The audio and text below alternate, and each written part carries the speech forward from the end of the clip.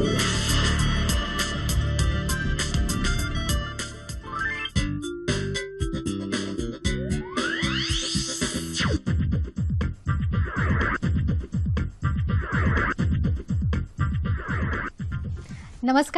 मी doctor Vinaya Patil. Hello डॉक्टरच्या या भागात आपल्या सर्वांचं मनपूर्वक स्वागत. सह्याद्री वाहिनीच्या हॅलो डॉक्टर या कार्यक्रमाचे विशेष म्हणजे या कार्यक्रमात आपला सहभागही आमच्यासाठी तितकाच महत्त्वाचा आहे. आपण फोन करून या कार्यक्रमात सहभाग घेऊ शकतात. प्रेक्षक हो, काही कवितेच्या ओळी आठवत आहेत त्या अशा की माँ चूल्हा है, धुरी है, रोटी है, हाथों का लगा छाला है. माँ जिंदगी है कड़वाहट की, माँ जिंदगी की कड़वाहट में माँ अमृत का प्याला है. माँ पृथ्वी है, जगत है, धुरी है, माँ विना इस सृष्टी की कल्पना ही अधुरी है. खरंच हिंदी कवितेत या सांगितलेल्यानुसार की खरंच आई विना हे जग हे असूच शकत नाही आणि म्हणूनच देवांनाही हेवा वाटला असं हे नातं आहे. जगातलं सगळ्यात पवित्र असं नातं हे आई मुलाचं असतं. त्यामुळेच प्रत्येक स्त्रीला आई होणं हा तिथपर्यंतचे प्रत्येक उपाय केले जातात, पण तरीही जेव्हा फायदा होत नाही तेव्हा मन निराश होतं आणि हे मन निराश झालेलं मन खरंच आपल्याला कुठलाच आनंद घेऊ शकत नाही. पण तुम्ही चिंता करू नका, कारण योग्य आयुर्वेदिक उपचार घेतले तर हा सन्मान तुम्हालाही पुन्हा प्राप्त मिळू शकतो.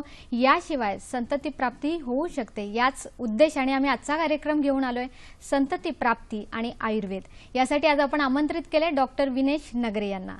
नमस्कार डॉक्टर.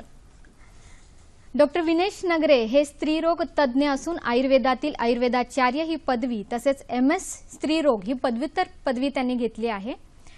गेली 16 वर्ष पुणे व मुंबई तसेच महाराष्ट्रातील विविध ठिकाणी रुग्णांना सेवा प्रदान करीत आहेत. स्त्रियांमधील विविध शस्त्रक्रियेमध्ये ते पारंगत आहेतच, पण या शस्त्रक्रिया टाळण्यासाठी उपयुक्त आयुर्वेदीय उपचारांबाबत ते सतत संशोधन करत असतात. याशिवाय टीनेजर म्हणजेच 13 ते 19 वयोगटातील मुलींमध्ये आढळणाऱ्या मासिक पाळीच्या समस्या, खास करून PCODवर त्यांनी संशोधन केले आहे. PCOD या आजारात शारीरिक, मानसिक आणि सामाजिक विषयांवर त्यांनी संशोधन करून खास उपचार दिलेले आहेतच. भारतातच नाही तर परदेशातील सुद्धा रुग्णांना ते या उपचाराबाबत मार्गदर्शन करतात. अपत्य प्राप्तीसाठी आयुर्वेदातील विविध उपचार तसेच उत्तर बस्ती या विशेष पंचकर्मात त्यांनी प्रावीण्य प्राप्त केलेले आहेत. आज सर अतिशय महत्त्वाचा आपण विषय घेतलेला आहे आणि सकारात्मक दृष्टिकोनाने आपल्या प्रेक्षकांनी सुद्धा हा कार्यक्रम बघावा हीच माझी अपेक्षा आहे. कारण कुठेतरी मन नाराज झालेलं असतं, खूप प्रयत्न केलेले असतात. तर आयुर्वेदानुसार तुम्ही सर उपचार देतात, तर संतती प्राप्तीसाठी आयुर्वेदानुसार कुठले घटक आहेत जे महत्त्वाचे आहेत? डॉक्टर विनया, तुम्ही मगाशी सांगितलं माँ पृथ्वी है, खूप छान वर्णन आहे. खरं माँ पृथ्वी है. जसं एखाद्या शेतकऱ्याला पृथ्वीवर पिकांचं लागवड करायची असेल तर उत्तम जमीन लागते. बरोबर. उन्हाळा, पावसाळा, हिवाळा वेळेवर यावा लागतो.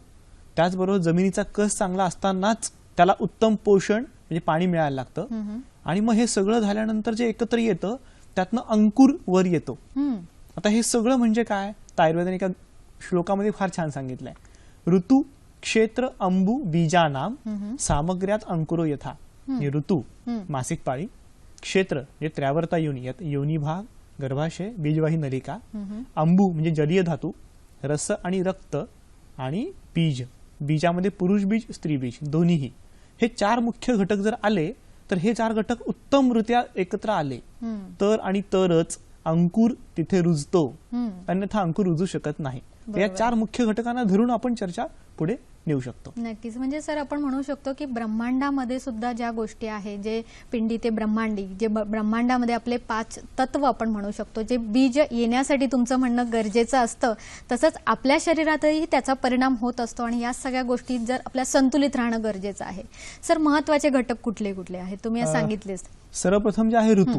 ऋतू म्हणजे मासिक पाळी. नियमित मासिक पाळी जर असेल तर आणि तरच त्यामध्ये गर्भधारणा होणं आणि बाकी सगळ्या गोष्टी होऊ शकतात. आता मासिक पाळी नियमित असताना आणि नसताना काय काय गोष्टी घडतात. सगळ्यात पहिलं आहे मासिक पाळी न येणे, म्हणजे पाळी येतच नाही, सुरुवातच होत नाही. आयुर्वेदामध्ये म्हटलेलं आहे 12व्या वर्षी पाळी सुरू होते, तत् द्वादशात वर्षे. 12व्या वर्षी नॉर्मली पाळी सुरू व्हायला पाहिजे आपण म्हणतो. काहींना लवकर होते, काहींना उशिरा होते, काहींना 18 वर्ष 20 वर्ष झाली तरी पाळी सुरूच होत नाही, कारण त्या अवयवाची योग्य पोषण होऊन वाढ झालेली नसते. हा झाला पहिला मुद्दा. दुसरा मुद्दा आहे पाळी उशिराणी येणे. जे महिन्यानी बरोबर पाळी येते, 28 दिवसांचं सायकल असं म्हणतात, +3 म्हणजे 31 दिवसांनी किंवा -3 25 दिवसांचं सायकल आलं तर ते योग्य असतं. प्रकृतीनुसार हे अलीकडे पलीकडे होतं. पित्त प्राधान्य असेल तर अलीकडे पाळी येते, कफ प्राधान्य असेल तर पुढे जाते. आता यामध्ये ह्याच्या व्यतिरिक्त पुढे पाळी गेली, 1.5 महिन्याने आली, 2 महिन्याने आली, 3 महिन्याने आली, तर उशिरा येणाऱ्या पाळीमध्ये बीज निर्मिती वेळेवर नसते आणि तो ऋतू नीट नसतो. तर ते ऋतू जर नीट नसेल तर अशा वेळेस गर्भधारणा फार कठीण जाते. तिसरी गोष्ट आहे पाळीत रक्त फार कमी जाणे. आता जर पाळीमध्ये रक्त फार कमी जात असेल तर याचा अर्थ त्या रक्ताचं पोषण मिळत नाही. मग पोषण मिळालं नाही आणि ते निर्माण झालंच नाही तर ते बीज रुजणार कसं? म्हणून मग रक्त कमी जाणे हा सगळ्यात मोठा प्रॉब्लेम असतो. रक्त फार जाणे, बऱ्याच वेळा पेशंट सांगताना सांगतो की डॉक्टर पाळी येते आणि खूप ब्लिडिंग होतं, म्हणजे ते ब्लिडिंग थांबवायला औषध घ्यायला लागतं आणि कधी कधी पाळी यायला पण औषध घ्यायला लागतं. अगदी बरोबर. म्हणजे असं जर होत राहिलं तर ते ब्लिडिंग जास्त झाल्यामुळे शरीराला परत सावरायला वेळ मिळत नाही. सतत ब्लिडिंग चालू राहतं. सावरायला वेळ न मिळाल्यामुळे बीज रुजण्यासाठी जे हार्मोन आवश्यक असतात किंवा शरीरात जे पोषणाचे घटक असतात ते मिळू शकत नाही. आणि त्याच्या पुढचा मुद्दा आहे अजून एक, जे पाळी लवकर येणे. 28 दिवसांनी पाळी येते, त्याच्याऐवजी 15 दिवसांनी पाळी यायला लागते. नक्कीच डॉक्टर, तुम्ही म्हणजे अगदी हे सांगतात, पण आपल्याला ह्याही गोष्टी एक लक्षात घेण्यासारख्या आहेत की आजकाल मुलींना पाळी लवकर येते. याशिवायच आपण बघू शकतो की थोडंसं दुखणं, पोटात दुखणं, हे आपण आपल्या शास्त्रानुसार त्याला आपण मान्यता देत नाही, कारण ती शरीर प्रकृती तितकी स्थिर असणं गरजेचं असतं. पण ह्या थोड्याशा दुखण्यानंतर पेन किलर घेतल्या जातात, त्याविषयी काय सांगाल?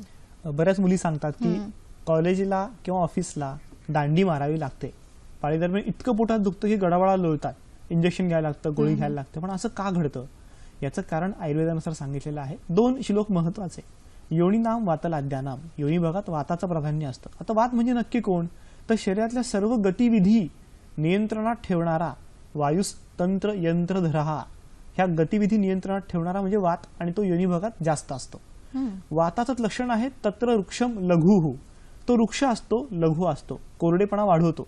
जर वात वाढला, वात कधी वाढतो? गतिविधी वाढल्या तर. आपण खूप धावपळ करतो, खूप पळापळ करतो, सतत ताणतणाव असतो, आहारामध्ये कोरडं अन्न बरेच वेळा खाल्लं जातं, शिळं अन्न खाल्लं जातं. म्हणजे आपण फ्रीजमध्ये ठेवून बाहेर काढलं की ते अन्न शिळं झालं. तयार करून ठेवलेलं अन्न, आपण पिझ्झा बर्गर जेव्हा मॅकडॉनल्डमध्ये जातो, ताजं कोणीही करून देत नाही, करून ठेवलेलं असतं, आपण त्याला शिळंच म्हणतो. शिळ्या अन्नामुळे वृक्षता वाढते आणि ही वृक्षता वाढल्यामुळे जी कोरडेपणा शरीरात निर्माण होतो त्याच्यामुळे युटरन म्हणजे गर्भाशयाच्या अंतर्भागामध्ये कंजेशन निर्माण होतं, स्तंभ निर्माण होतो, जखडलेपणा येतो आणि जो प्रवाह व्हायला पाहिजे, प्रवाह प्रतीत, तो प्रवाहित होत नाही आणि तो अडला की दुखायला लागतं. ते इतकं दुखतं की शूल हे वाताचं लक्षण आहे. मग हे शूल इतका येतो की गडबडा लोळायला होतं, सुट्ट्या मारायला लागतात. मग हे कमी करायचं असेल तर शूल कमी करण्यासाठी वातप्रधान जीवनशैली कमी केली पाहिजे. नक्कीच डॉक्टर, तुम्ही इतक्यात जे सांगितलं आहे की कोरडं अन्न घेतल्यामुळे हे सगळे वात वाढतात, पण जंक फूड सुद्धा कोण सोडणार आहे? कारण हे जंक फूड सोडणं सुद्धा तितकंच गरजेचं आहे. मनावर आपल्याला संयम असला पाहिजे. पिझ्झा असतो, ब्रेड असतो, बर्गर असतं, आणि ह्याच्यावर आपण नेहमी म्हणतो की आयुर्वेदानुसार या गोष्टी टाळणं हे आपल्या शरीर प्रकृतीसाठी खूप गरजेचं असतं. आपल्याला एक फोन आलेला आहे, सदाशिव बोलतात आपल्याशी बीड इथून. नमस्कार सदाशिवजी. हॅलो. हॅलो सर, बोला. म्हटलं आमचा एक प्रश्न आहे मॅडम. बोला, आपला प्रश्न विचारा. हा सांगतो, ऐका ना, ऐकू येते सर? हो बोला, पुढे बोला. हा, तर आमचा असा प्रश्न आहे की पाळीमध्ये पोट दुखते बघा, आणि पाळी 8 दिवसांनी अगोदर येते आणि मूलबाळ होत नाही. आम्हाला 4 वर्ष झालं लग्न. त्यांचं वय किती? पत्नीचं वय आहे बघा 22 वर्ष. बर, ठीक आहे. तुम्ही फोन ठेवला तरी चालेल. सगळ्यात मुख्य म्हणजे पाळी अलीकडे येते आणि दुसरं म्हणजे पाळीत खूप पोटात दुखत आहे. पाळी अलीकडे येणं हे पित्त प्राधान्याचं म्हणजे उष्णता जास्त असण्याचं लक्षण आहे. तर पाळीमध्ये पोटात खूप दुखणं हे वाताचं लक्षण आहे. म्हणजे थोडक्यात वातपित्त दोष तिथं आलेला आहे. अशा वेळेस पित्त प्राधान्य कमी करणे म्हणजे उष्णता कमी करणे. आता आर्तवम आग्नेयम असं म्हणतात, म्हणजे स्त्रीबीज हे अग्नी स्वरूप आहे, पण हा अग्नी जर नियंत्रणात असेल तर त्याचा उपयोग होणार. तो वाढला तर गतिविधी अलीकडे यायला लागते आणि म्हणून ते अलीकडे आलेली गतिविधी पाळी अलीकडे आणतीये. त्याला जर पुढे योग्य वेळेत न्यायचा असेल तर उष्णता शरीरातली कमी करावी लागेल. शतावरी कल्प तुमच्यासाठी खूप चांगला. शतावरी कल्पाने शरीरातली उष्णता लवकर कमी होते, गर्भाशयाला ताकद मिळते आणि पाळीत पोटात जे दुखतंय त्यासाठी सगळ्यात महत्वाचं म्हणजे नियमित पोट साफ होणं गरजेचं आहे. वाताचं अनुलोमन होणं गरजेचं आहे. घरच्या घरी तुम्ही साधं एरंडेल तेल, म्हणजे पाळी येणार असं माहिती असेल त्याच्या 2 दिवस आधी 1 चमचाभर एरंडेल गरम पाण्यावर घेऊ शकता. त्यांनी खूप छान फरक पडू शकतो.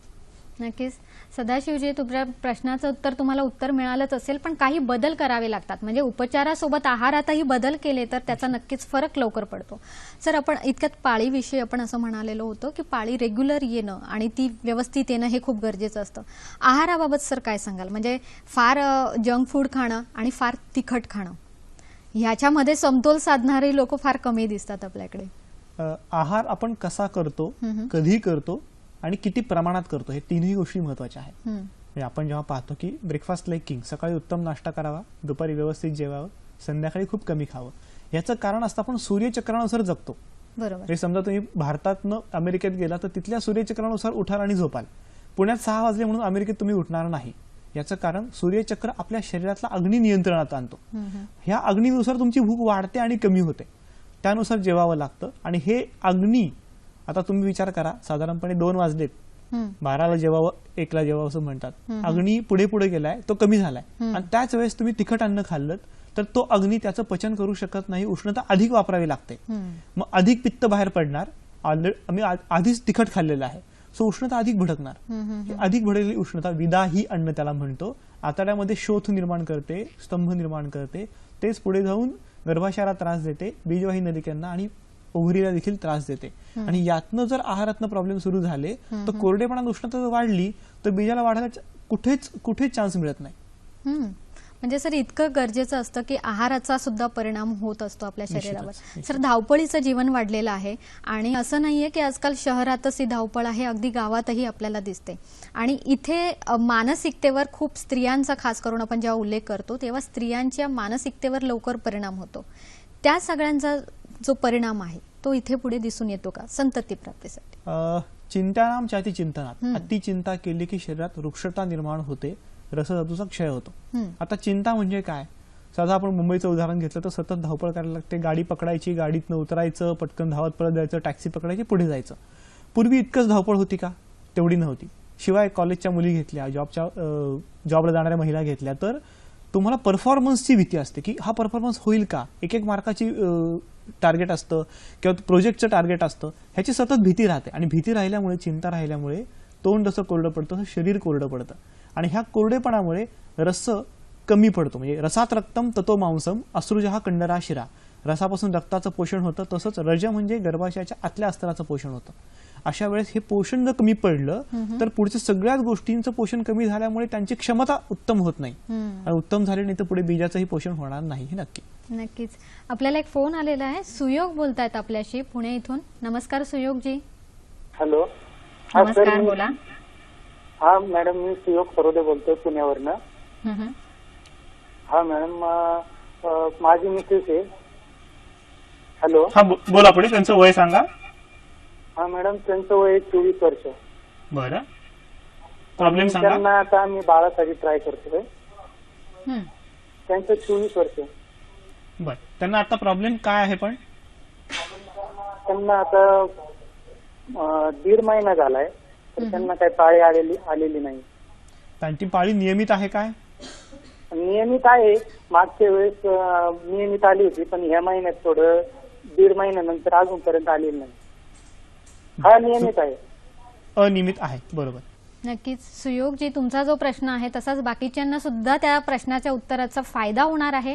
कारण हा जो प्रश्न असतो तो दैनंदिन जीवनातल्या धावपळीचा, आहारावर लक्ष न ठेवल्यामुळे, आणि तुम्ही योग्य वेळी प्रश्न विचारला त्याच्यामुळे तुमचं अभिनंदन की तुम्हाला तो योग्य उपचार मिळेल. ही चर्चा आपली अशीच चालू राहणार आहे, कारण दैनंदिन जीवनात या बऱ्याच गोष्टी आपण विसरत असतो, ज्याच्यामुळे आपण आजार पण ओढवून घेतो. त्याच्यामुळे ही चर्चा आपल्याला अजून करायची. आता वेळ झाली का छोट्याशा विश्रांतीची, कुठेही जाऊ नका, पाहत राहा कार्यक्रम हॅलो डॉक्टर. ब्रेकनंतर तुमचं पुन्हा एकदा स्वागत. आजच्या आपल्या कार्यक्रमाचा विषय आहे संतती प्राप्ती आणि आयुर्वेद. यावर मार्गदर्शन करतायत डॉक्टर विनेश नगरे.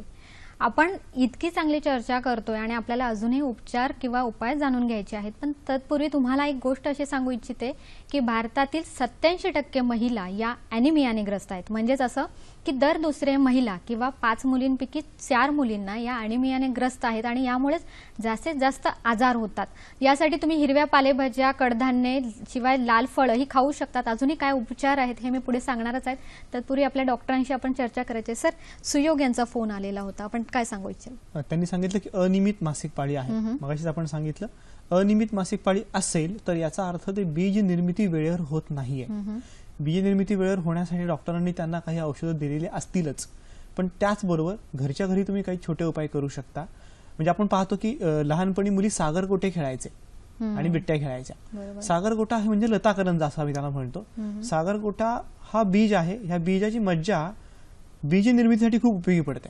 जे आम्ही औषधामध्ये नेहमी वापरतो आणि हे आपल्या प्राचीन काळी माहिती होतं. त्यामुळे खेळायला लहान मुलींना द्यायचे. ते नुसतं हाताला स्पर्श झाला तरी त्याचे एक विशिष्ट गुणधर्म तो आत शरीरात जायचा. अरे वा. ह्या लताकरांचा उपयोग तुम्ही करू शकता. लताकरंज चूर्ण बाजारात मिळतं. छोटासा चमचा एवढा लताकरंज चूर्ण गुळाबरोबर तुम्ही सकाळ संध्याकाळ घेतलं तर बीज निर्मिती चांगली होईल. आणि बीज निर्मिती झाली की वेळेवर पाळी यायला लागेल आणि अनियमित पाळीला चांगला फायदा होईल. नक्कीच. आपल्याला एक पुढचा फोन आलेला आहे. ठाण्याहून निलेशजी बोलतायत. नमस्कार निलेशजी. Hello hello. हा मॅडम, मी निलेश साबळे बोलतोय ठाण्याहून. बोला. प्रथम तुम्हा दोघांनाही माझा नमस्कार. धन्यवाद. हा, आमच्या लग्नाला 2.5 वर्ष झाले आहेत. माझ्या मिसेसला पाळी जी आहे ती 1.5 महिन्यांनी 2 महिन्यांनी येते. आणि काही उपचार घेतलेत का? काही उपचार घेतलेत का तुम्ही? अजून तसे काही उपचार तर केले नाही. आता तुमचा मी कार्यक्रम पाहत होतो. मला आवडला तुमचा कार्यक्रम.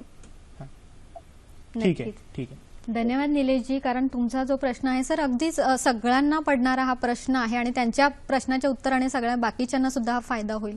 पाळी अनियमित होणं हे खूप कॉमन आहे सर आणि त्याचा परिणामही त्रासही होताना दिसतो. काय सांगाल?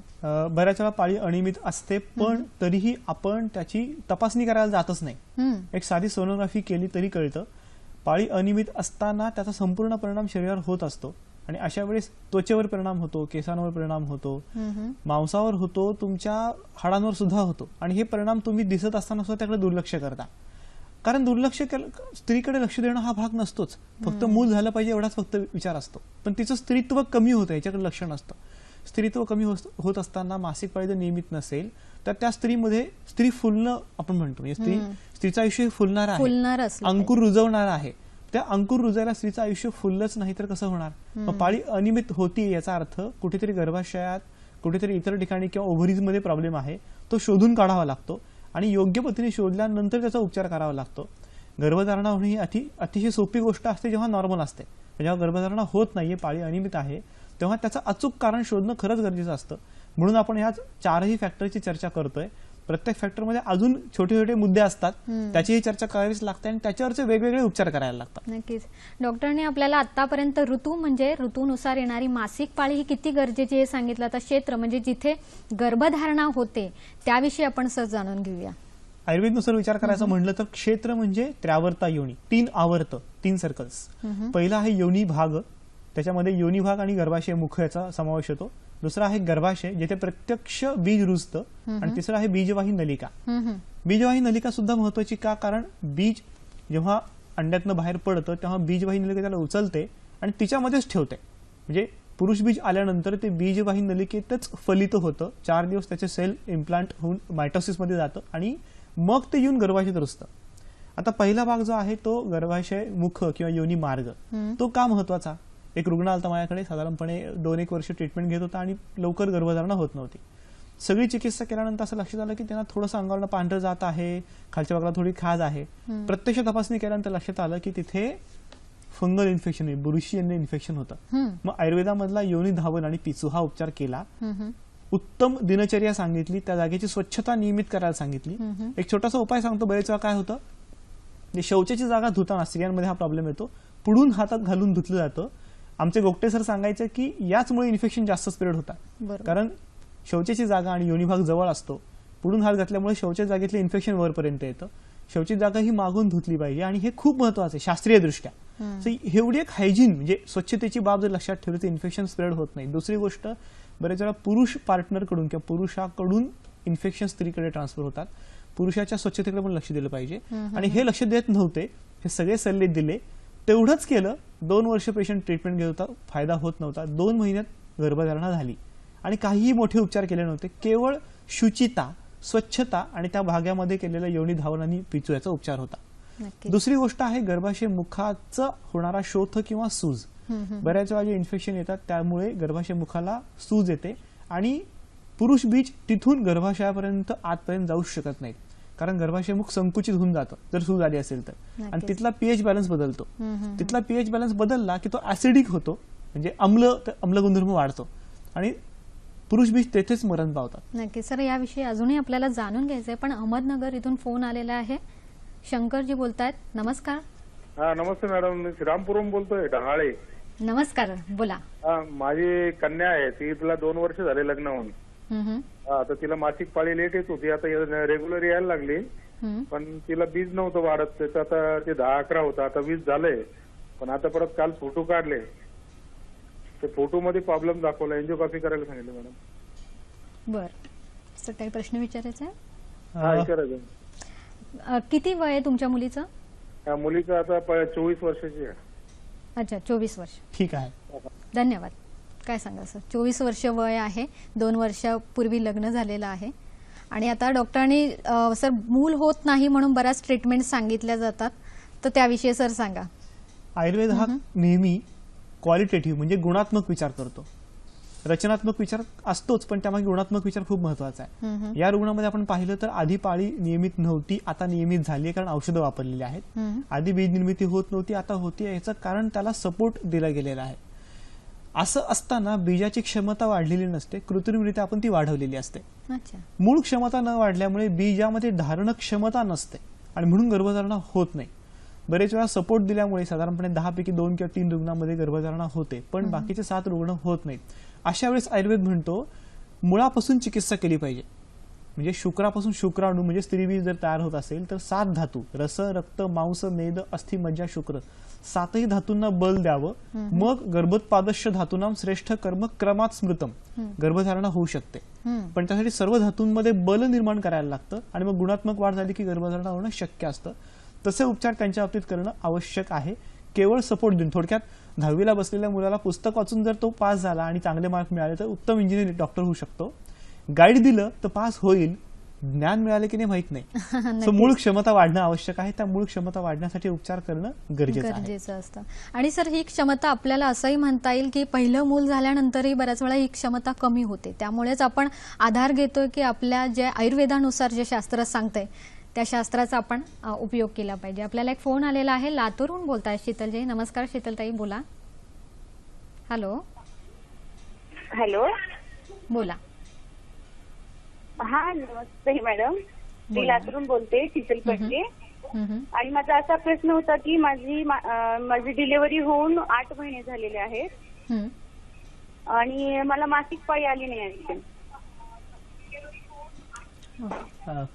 ठीक आहे. तरी पाळी आलेली नाही मला, सिझरिंग झालेलं आहे माझं. बरं, धन्यवाद ताई. काय सांगाल सर? खूपच छान प्रश्न विचारलाय.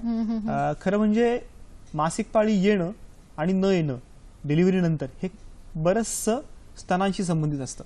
जेव्हा आई बाळाला पाजत असते त्यावेळेस जे हार्मोन्स काम करत असतात ते गर्भाशयाकडे काम करू शकत नाहीत. म्हणजे आई बाळाला खूप छान पाजते, याचं निदर्शक म्हणजे तिला पाळी येत नाही. जर पाजणं कमी पडलं तर त्या हार्मोनचं काम कमी होतं आणि ते जाऊन गर्भाशयाकडे काम करायला लागतात आणि गर्भाशयाचं आकुंचन प्रसरण सुरू झालं की त्याला विशिष्ट हार्मोनचा सपोर्ट मिळतो आणि मासिक पाळी येण्याच्या आधी गर्भाशयात जमीन तयार होणं, बीज तयार होणं सुरू होतं. पण जर उत्तमरित्या आई पाजत असेल, म्हणजे तुमचं अभिनंदन करायला पाहिजे, तुम्ही बाळाला खरंच खूप छान पाजताय, बाळाचं पोषण खूप चांगलं होतंय आणि त्यामुळे तुमची पाळी येत नाहीये, फार तुम्ही काळजी करायचं काही कारण नाही. बरोबर आहे. म्हणजे बाळाचं पोषण होण्यासाठी सर निसर्गाकडून मिळालेलं ते एक आपल्याला आपण म्हणू शकतो की तो एक घटक आहे आणि त्यामुळे बाळाकडे जास्त लक्ष दिलं जातं. सर, आपण ऋतूवर बोललो, क्षेत्राविषयी बोललो की गर्भाशय हे व्यवस्थित राहणं गरजेचं आहे, त्याची स्वच्छता कशी करावी याविषयी सर तुम्ही सांगितलं. या व्यतिरिक्त अजून काय सांगाल सर? योनी मार्ग आपण आता पाहिला, गर्भाशया संबंधी सुद्धा विचार करावा लागतो. गर्भाशयामध्ये अंतस्तर उत्तमरित्या न तयार होणे, एंडोमेट्रियम थिन राहतं, पूर्ण तयार होत नाही, हा एक प्रॉब्लेम असतो. दुसरा एंडोमेट्रियोसिस म्हणजे अंतस्तराची सूज निर्माण होणं. मग ती सूज गर्भाशयाला त्रास देऊ शकते, गर्भाशयाच्या ट्यूबमधून बाहेर जाऊन ट्यूबला त्रास देऊ शकते, त्याचबरोबर त्याच्या बाहेर जाऊन आतड्यांना त्रास देऊ शकते, ते चटकाचटकी निर्माण करू शकते. आणि असं असेल तर अंतस्तरामध्ये असलेल्या सुजेमुळे त्यामध्ये बीज रुजू शकत नाही ॲडिनोमायोसिस नावाचा एक प्रकार असतो, प्लस फायब्रॉइड्स असतात, म्हणजे गर्भाशयात गाठी असतात. गर्भाशयातल्या गाठींमुळे बीज रुजताना प्रॉब्लेम येऊ शकतो. 2 सेंटीमीटर पर्यंत गाठी असतील तर बीज रुजल्यानंतर गर्भाशय प्रसरण पावताना अडचण येत नाही. पण 3 ते 4 सेंटीमीटरच्या गाठी असतील आणि बीज गर्भाशयात येऊन रुजलं आणि गर्भधारणा झाली तर 2 ते 3 महिने किंवा 4 महिन्यानंतर मध्येच गर्भपात होऊ शकतो. त्यामुळे गर्भाशयावर विशेष लक्ष दिलं पाहिजे. म्हणजे आम्ही एक अमेरिकेतला पेशंट पाहिला होता, 6.5 सेंटीमीटरचा फायब्रॉइड. कसा कळला? तो कळला याचं कारण त्या पेशंटचा गर्भपात झाला आणि मग तिला कळलं की सोनोग्राफीत 6.5 सेंटीमीटर फायब्रॉइड आहे, 4 सेंटीमीटर एक आहे, 2 सेंटीमीटर 1 सेंटीमीटर, मल्टिपल फायब्रॉइड्स आहेत. मग त्या रुग्णाने आमचा सल्ला घेतला आणि विचारलं की आता नक्की काय करता येईल. मग अशा रुग्णामध्ये आम्ही विचार केला की कॅन्सरमध्ये जशा भरपूर गाठी होतात तशाच गर्भाशयात भरपूर गाठी झालेल्या आहेत आणि अशा वेळेस हिरक भस्माचा वापर खूप छान होऊ शकतो. मग हिरक भस्म आणि बाकी सर्व गोष्टींचा वापर करून पंचकर्मातला बसीचा वापर केला, विरेचन करून घेतलं, शिरोधारा करून घेतली, उत्तरवस्ती करून घेतला. या सर्वातनं गर्भाशयामधला दोष दूर झाला, गाठी विरघळल्या आणि त्यानंतर गर्भाशयाची ताकद आली. त्यामुळे गर्भधारणा होण्यास खूप मदत झाली. त्यामुळे गर्भाशय म्हणजे गर्भाशयाचे अस्तर जे असतं ते फक्त विचारात घेऊन चालत नाही, गर्भाशयाचा बाकीचाही विचार करावा लागतो. कारण फक्त गर्भधारणा असं न विचार करता गर्भधारणा झाल्यानंतर ती कंटिन्यू होणे, पुढे टिकून राहणे सलग 9 महिन्यापर्यंत हाही विचार करावा लागतो आणि यासाठी गर्भाशय खूप महत्वाचं. त्याचा पुढचा मुद्दा आहे बीजवाही नलिका. नक्कीच सर. आपल्याला एक फोन आलेला आहे, फोनवर काय बोलतायत बघू. औरंगाबादहून सुधाकरजी बोलतायत. नमस्कार. हॅलो. हॅलो, मी औरंगाबादहून सुधाकर शेजूर बोलतो. नमस्कार सर, बोला. हा, तर आमच्या ज्या मिसेस आहे ना, माझ्या लग्नाला 3 वर्ष झालेले आहे. मासिक पाळी अंगावून जात नाही आणि त्या फारच लट्ट होतात. त्यासाठी वय किती? वय मॅडम सरासरी 25, जरा 24-25. अजून काही त्रास होतो का त्यांना? हा, त्रास होतोय, ते पोटामध्ये त्यांना फार दुखतं. आणि मूल बाळ आहे का तुम्हाला आधी? नाही, मूल बाळ नाही मॅडम. बर, ठीक आहे. हा, धन्यवाद चालेल. सुधाकरजी. तुमचा जो प्रश्न आहे खरंच अगदी महत्वाचा आहे. कारण आपण प्रत्येक वेळी उपचार करत असतो, पण योग्य वेळी योग्य उपचार कसा करायचा हे गरजेचं आहे. आणि डॉक्टरांच्या सांगण्यातून आपल्याला हेच कळतं आहे की डॉक्टरांनी खास विशेष संशोधन केलेलं आहे की मुळात संतती प्राप्ती ही इतकी नैसर्गिक क्रिया आहे. मग नक्की अडतं कुठे? तर आपल्या ज्या दैनंदिन जीवनात आपल्या ज्या आपण म्हणतो आहार पद्धती आहे, विहार आहे, काही जे ऋतू परिचर्या करायच्या असतात त्या आपण पाळत नाही आणि त्यामुळे हे सगळे तोटे आपल्याला दिसून येतात. नक्कीच डॉक्टरांकडे थेट तुम्हाला संपर्क करायचा असेल, पण त्याआधी तुम्ही तयारीत निशी राहा वही पिण्यानिमित्त. कारण या वेळी आपण घेणार आहे छोटीशी ब्रेक नंतर आपण बघूया डॉक्टरांचा पत्ता, फोन नंबर आणि वेबसाईट.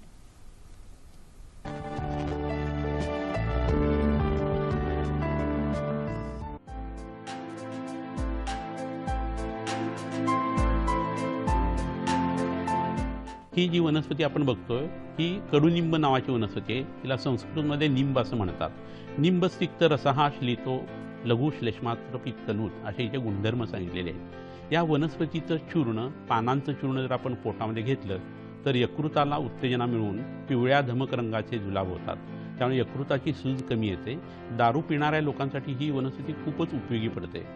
दारू सोडून जर याचं सेवन केलं गेलं तर यकृताचा आजार यांनी पूर्णतः बराही करता येतो.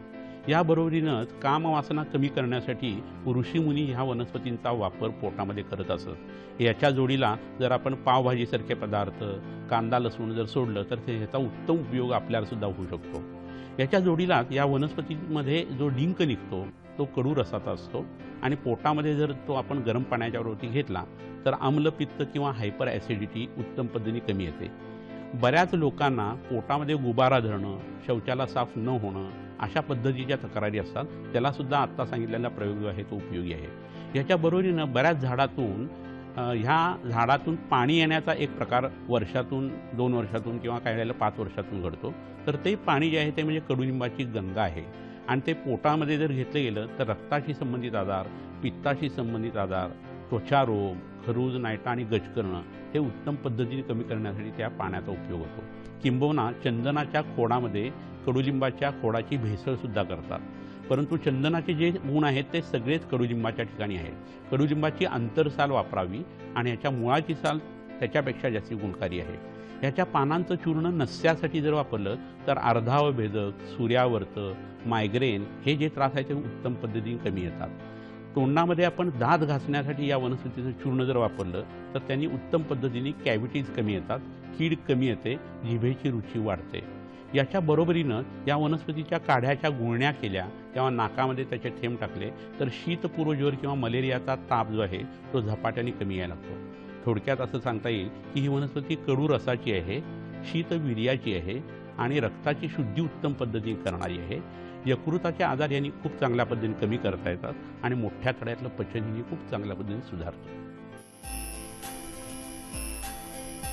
प्रेक्षको, मगाशी जसं मी तुम्हाला ॲनिमियाविषयी सांगितलं त्याविषयीच अधिक असं की टमॅटो हा सध्या जरी महाग झालेला असला तरी नक्कीच तो स्वस्तही होईल आणि त्यानुसार टमॅटोचा वापर जर तुम्ही रोजच्या जीवनात केला तर त्यामुळे तुम्हाला vitamin A, C, K, thiamine यासारखे खनिज, याशिवाय मॅग्नेशियम, पोटॅशियम हे घटकही मिळतात, जेणेकरून आपल्या शरीरात जे लोह आपल्याला मिळतं ते शरीरात शोषून घेण्यास टमॅटो किंवा व्हिटॅमिन सी हे मदत करत असतं.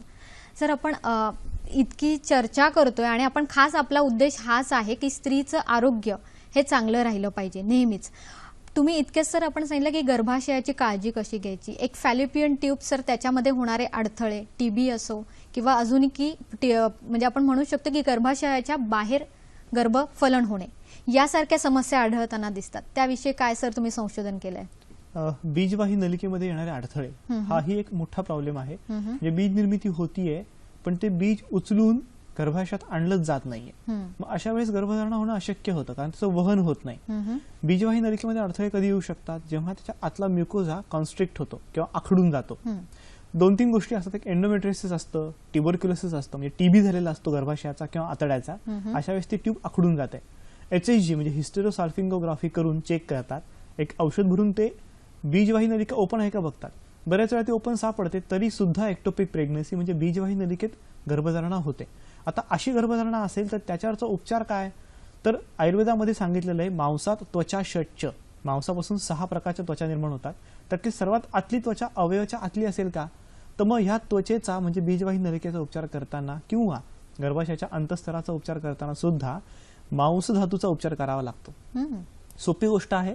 तुमच्या चेहऱ्याची स्किन जर थोडी रफ असेल तर त्याचा अर्थ ती त्वचा वृक्ष आहे, त्यात तो सॉफ्टनेस नाही, तो मऊपणा नाहीये, तोच मऊपणा आतमध्ये पण नाहीये. मग तो निर्माण करण्यासाठी जर उपचार केले गेले तर वरच्या त्वचेची पण सुद्धा कन्सिस्टन्सी किंवा मऊपणा निर्माण होतो आणि तोच आतमध्ये निर्माण होतो.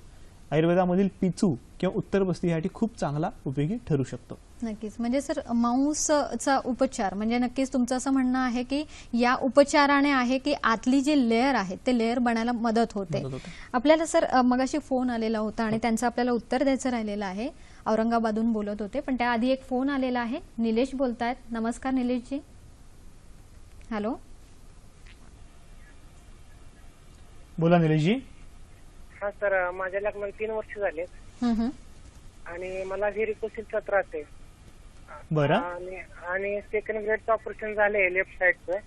बरं. आणि माइल्ड राईट साईडला लेफ्ट आहे, आपलं माइल्ड आहे राईट साईडला. बरं. त्याच्यामुळं डॉक्टर म्हणतात की प्रॉब्लेम होतोय, याला सिमेनला प्रॉब्लेम येतोय. बरं. तर डॉक्टर म्हणतात की ऑपरेशन करा तुम्ही. हा. धन्यवाद निलेशजी, तुमचा प्रश्न कळाला. डॉक्टर तुम्हाला सविस्तर उत्तर देतील. काय सांगाल डॉक्टर? त्यांचा जो प्रश्न अगदी योग्य आहे. पुरुषांमध्ये हा बरेच वेळा सापडतो. बरेच वेळा असं असतं की जड काम केल्यामुळे व्हेरिकोसिल होतो. व्हेरिकोसिल म्हणजे नक्की काय? तर अंडकोशाला ज्या रक्तवाहिन्या रक्त आणून देतात तिथून परत त्या रिटर्न ज्या जातात तेव्हा व्हेन्स असतात. आर्टरी रक्त आणतात, व्हेन्स रक्त घेऊन जातात. जर घेऊन जाणाऱ्या रक्तवाहिन्या फुगल्या तर त्याला व्हेरिकोसिल म्हणतात. आता हा व्हेरिकोसिल झाला आणि तिथं रक्त अशुद्ध साठायला लागलं तर शुद्ध रक्त लवकर येत नाही आणि अशामुळे पोषण न मिळाल्यामुळे स्पर्म काउंट वाढत नाही. आता ग्रेड 1 व्हेरिकोसिल किंवा माइल्ड व्हेरिकोसिस असेल तर खरं म्हणजे काहीही करायची गरज नसते. ग्रेड 2 किंवा ग्रेड 3 ला ऑपरेशन करतात. तसं तुम्ही एका साईडचं केलेलं आहे. ग्रेड 2 व्हेरिकोसिल तुम्ही ऑपरेशन करून नीट केलेलं आहे. माइल्ड व्हेरिकोसिलचं ऑपरेशन करायची गरज नाही. फक्त जर जड वजन उचलण्याचं काही तुम्ही काम करत असाल तर ते थोडं टाळलं पाहिजे, त्यानुसार तो वाढतो. त्या व्यतिरिक्त तुमचा स्पर्म काउंट कमी असेल तर तुम्ही बहुबीजक फळं खायला सुरुवात करा. सीताफळ, अंजीर, द्राक्ष, डाळिंब ही बहुबीजक फळं खायला सुरुवात करा. दुसरी गोष्ट, व्यसन असेल तर ते पहिल्यांदा बंद करा. तंबाखू, दारू, गुटखा याच्यामुळे बीज लवकर कमी होतं. तिसरी गोष्ट, मीठ खायला जर आवडत असेल, नमकीन पदार्थ, की अरे मीठ कमी पडलंय, सारखं मीठ वरण टाकायचं आणि खायचं, किंवा कुरकुरे वेफर्स या गोष्टी खायच्या तर ते पहिल्यांदा बंद करा. नॉर्मल जेवणातलं मीठ चालतं, अतिरिक्त मीठ चालत नाही. लवण हे शुक्रनाशक म्हणजेच शुक्रबीजाला हानिकारक असतं. त्याच्या व्यतिरिक्त शुक्रम सौम्यम म्हणजे बीज हे सौम्य आहे पुरुष बीजाचं, तर ही सौम्यता नष्ट होऊ नये म्हणून अतिरिक्त चहाचं घेत असाल, चहा कॉफी तर ती घेऊ नका. अतिरिक्त जागरण टाळा. एवढं जरी केलं तरी घरच्या घरी तुमचं स्पर्म काउंट वाढायला हरकत नाही. म्हणजे प्रेक्षको, किती छोटीशी गोष्ट असली पण आपल्या आयुष्यात फार मोठे मोठे अडथळे निर्माण होतात आणि तेच डॉक्टरांनी आपल्या त्याच्यावर प्रकाश पाडलेला आहे, आपली कान उघडणी केलेली आहे. सर, आपल्याला मगाशी फोन आलेला, औरंगाबादहून सुधाकरजी बोलत होते, त्यांच्या प्रश्नाला उत्तर द्या. त्यांच्या पत्नीला जे लक्षण आहे ते गर्भाशय गाठी खूप जातात आणि पोटात खूप दुखतं. आता गाठी जाणं हे लक्षण सुद्धा वातामुळे येतं. प्रवाह पतित होणं म्हणजे पित्ताचा सरळ द्रवगुण उत्तम कधी टिकतो, जेव्हा कफाची त्याला सानिध्यता असते, मृदूपणा असतो. पण वाताने कोरडेपणा आणला की त्या गाठी वाढायला लागतात. याचं मुख्य कारण आहे, आपण मगाशी जसं सांगितलं, पाळी दरम्यान न पाळले जाणारे सगळे नियम.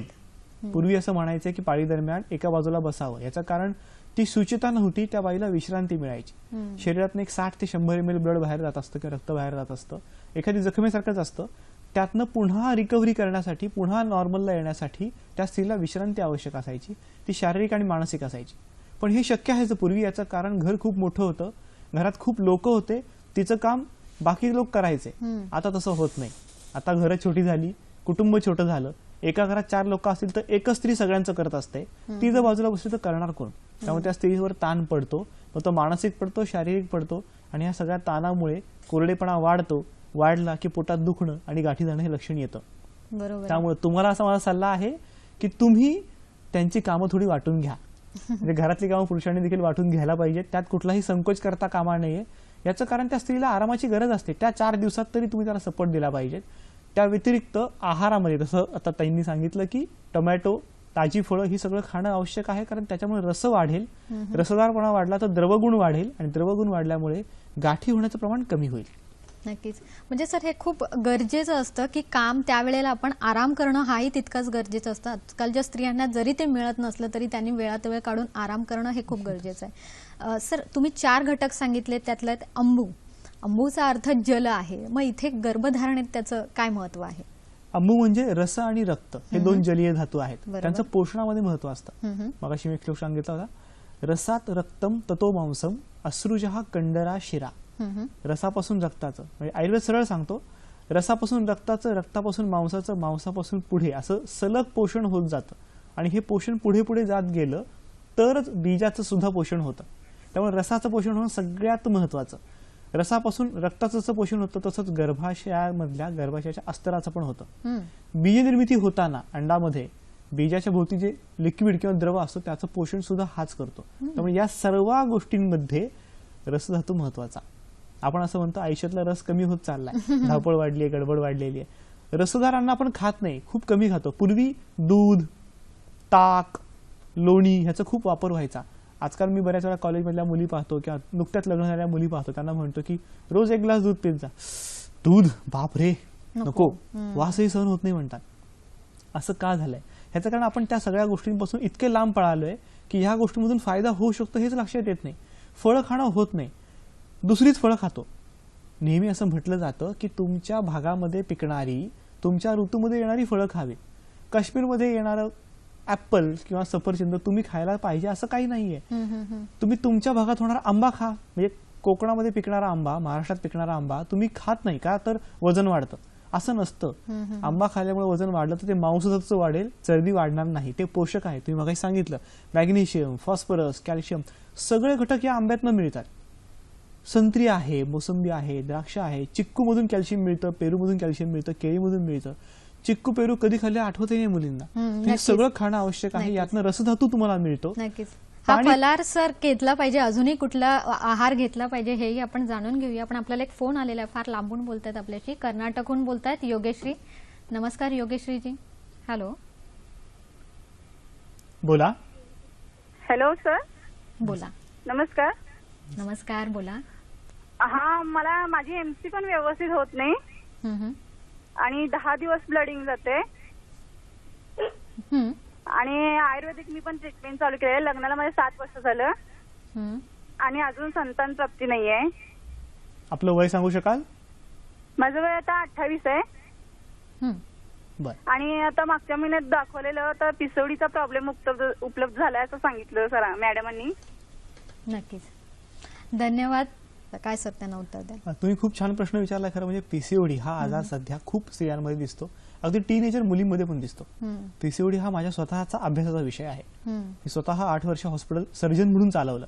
ऑपरेशन सगळी करायचं, पण असं लक्षात आलं की अरे पीसीओडीवर प्रत्यक्ष उपचार सापडतच उपचारच नाहीये. मग आयुर्वेदानुसार करता येईल का? मग हे सगळं संशोधन सुरू झाल्यानंतर गेल्या 9 वर्षात आम्ही ह्याच्याबद्दल एक विशिष्ट उपचार पद्धती डेव्हलप केली. पीसीओडी म्हणजे नक्की काय? पीसीओडी मध्ये क्रॉनिक अनोव्युलेशन म्हणजे बीज निर्मिती सातत्याने अडकत जाते आणि त्यामुळे बीज निर्मिती होताना जो इस्ट्रोजन काम करतो ते एक्सेस साठतो. त्यामुळे होतं काय तर अनियमित मासिक पाळी यायला लागते, त्वचा काळवंटे, पिंपल्स मुरमे यायला लागतात, वजन नको इतकं वाढायला लागतं, अनावश्यक केसांची लव पुरुषांप्रमाणे दिसायला लागते, मानसिक चिडचिड होते आणि डोक्याचे केस छान असतात ते गळायला लागतात. कवी बाबा बोरकर म्हणतात, देखणे ते चेहरे जे प्रांजळाचे आरसे, देखणे ते चेहरे जे प्रांजळाचे आरसे, सावळे की गोमटे या मोल नसे फारसे. या पीसीओडी मध्ये हा उजळपणा, प्रांजळपणा स्किनचा कमी होतो. तोच प्रांजळपणा शरीराचा पण कमी होत जातो, ती क्षमता कमी होत जाते आणि मग ते बीजामध्ये येतच नाही. तुमच्यामध्ये असंच झालेलं आहे.